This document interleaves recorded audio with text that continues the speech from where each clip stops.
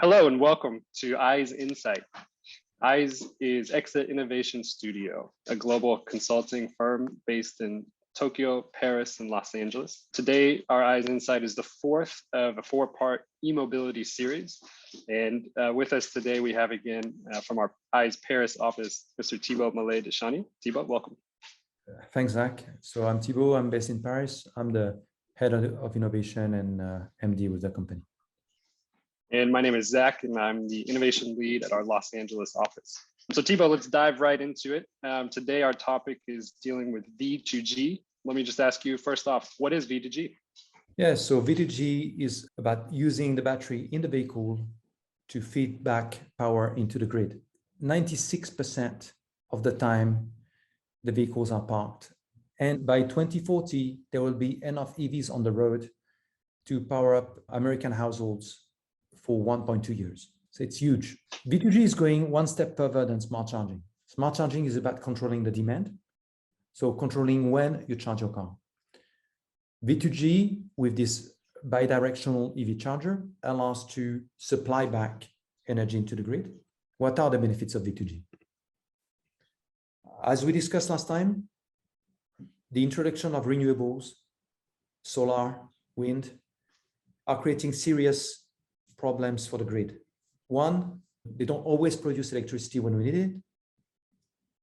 And two, they produce electricity at a frequency that is not stable and creates instability in the grid. Coming back to demand-supply unbalance, most famous example is California. Solar has been introduced in California for the last 10 years. And now solar is producing so much energy that a good portion of it is being wasted. What we see in this graph is that in 2021, we're talking about gigawatt hours of electricity that have been wasted because there was no use for it or no way to store it. Second, frequency instability. Wind turbines are producing electricity at a frequency that's in line with the speed of wind, and therefore the frequency varies dramatically. So for these 2 points, V2G can provide relief. One, to store the energy of the sun and redistribute it when we need it. Two, to provide or supply back energy in the grid at the right frequency, which will stabilize the grid. That makes a lot of sense. You can see clearly the two huge benefits of V2G, but this is a big kind of paradigm shift for consumers, right? Now we're selling energy back to the grid.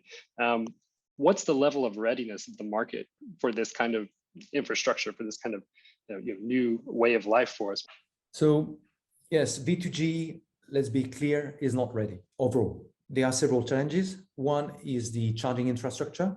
It's costly. Currently, a bidirectional charger is roughly 5 times the cost of a smart charger. It's not ready as well because standards are not there yet. The only chargers that are ready are CHAdeMO chargers, and they are a minority in the US or in Europe. We will see CCS chargers coming in the market in 2022, so that should be fixed.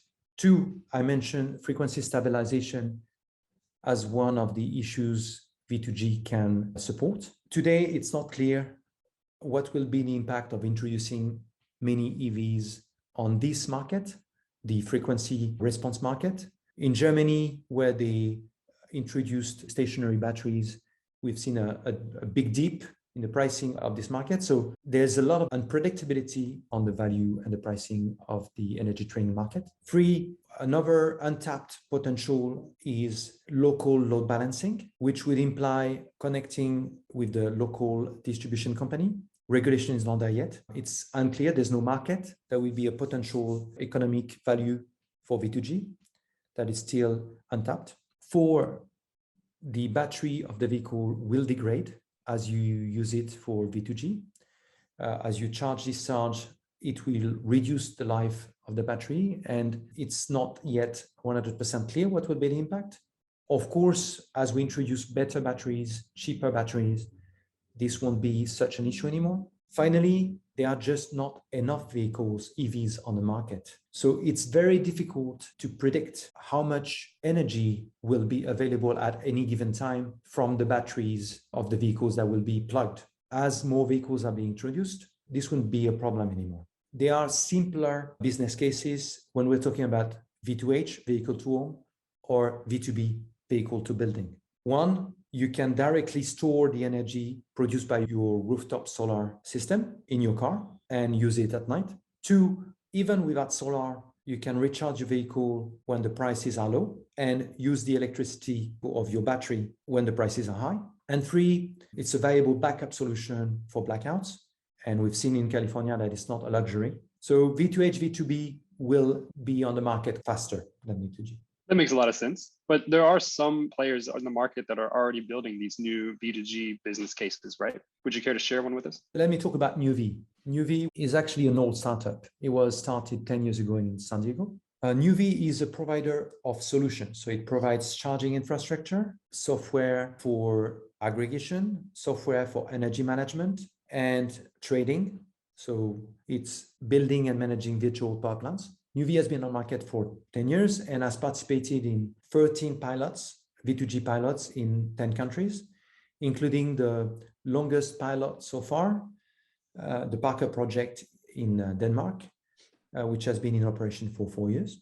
So what's the viable business that they're doing? So far, they've been making money through software as a service, selling solutions to other players, OEMs, utilities, CPOs, and fleet managers. But in the near term, the most obvious opportunity for Nuvi is mass transit fleets, particularly school buses. School buses represent the largest transit fleet in the US. They have a very consistent, very predictable route and schedule. You can predict that they'll be parked from 10 a.m. till 3 p.m. with a very good probability.